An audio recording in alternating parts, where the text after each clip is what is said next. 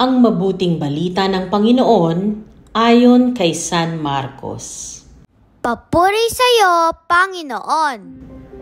Noong panahong iyon, mula sa sinagoga, si Jesus ay nagtuloy sa bahay nina Andres at Simon. Kasama niya sina Santiago at Juan. Nararatay noon ang biyenan ni Simon Pedro dahil sa matinding lagnat, at ito'y agad nilang sinabi kay Jesus. Nilapitan ni Jesus ang babae, hinawakan sa kamay at ibinangon. Noon di inibsan nito ng lagnat at naglingkod sa kanila.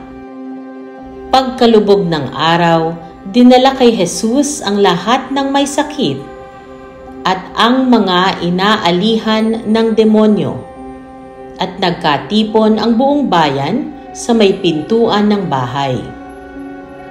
Pinagaling niya ang maraming may sakit, anuman ang kanilang karamdaman, at nagpalayas siya ng mga demonyo. Hindi niya hinayaang magsalita ang mga ito, sapagkat alam nila kung sino siya.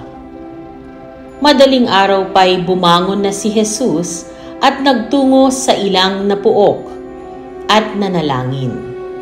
Hinanap siya ni Simon at kanyang mga kasama. Nang siya'y matagpuan, sinabi nila, "Hinanap po kayo ng lahat." Ngunit sinabi ni Jesus, "Kailangang pumunta rin naman tayo sa mga kalapitbayan upang makapangaral ako roon. Ito ang dahilan ng pag-alis ko sa Capernaum."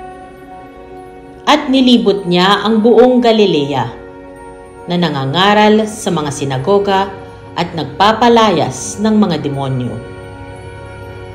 Ang mabuting balita ng Panginoon. Pinupuri ka namin, Panginoong Hesukristo. Magandang araw sa inyo mga taga-subaybay ng Katolago. Napakinggan niyo bang mabuti ang Ebanghelyo ngayong ika-5 linggo sa karaniwang panahon?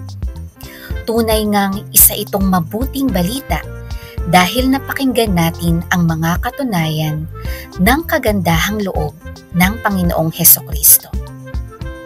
Sa aking pagbabahagi ng pagninilay sa linggong ito, nais kong bigyang diin ang 3 bagay na itinuturo sa atin ni Jesus mula sa Ebanghelyong ating narinig. Una, si Jesus higit kanino man ang makapagbibigay sa atin ng tunay na kagalingan at kaginhawaan. Sa kabila ng dami ng mga taong lumalapit sa Kanya upang humingi ng tulong, si Jesus ay laging handang magdulot ng kabutihan, lalo na sa mga may sakit at inaalihan ng masamang espiritu. Isa itong paalala sa ating lahat na sa piling ni Jesus, mararamdaman natin ang pag-asa, kagalingan at kaginhawaan sa gitna ng pagod, sakit at mga hamon sa buhay na ating nararanasan. Pangalawa, pagtibayin at palakasing lagi natin ang ating buhay panalangin. Sa Ebanghelyong ipinahayag, nalaman nating pinahahalagahan ni Jesus ang panahon upang siya ay mapag-isa, tumahimik at manalangin. Sa tuwing ginagawa niya ito, mas umiigting ang kanyang mithiing gumawa ng kabutihan sa mga tao.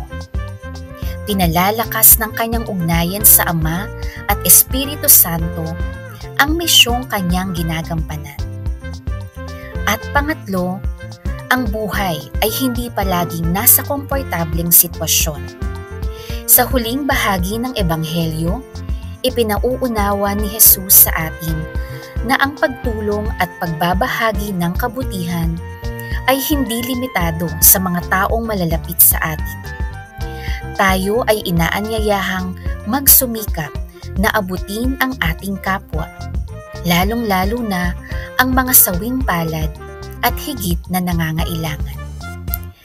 Nawa, patuloy tayong maging kaisa ni Jesus sa pagsasabuhay ng kabutihan at kagandahang loob. Magdulot nawa tayo sa bawat isa ng kaginhawaan, pag-asa at kapayapaan. Isang maligayang linggo sa ating lahat at mapuspos nawa tayo ng banal na espiritu upang kabutihang loob ay ating maiparamdam sa lahat.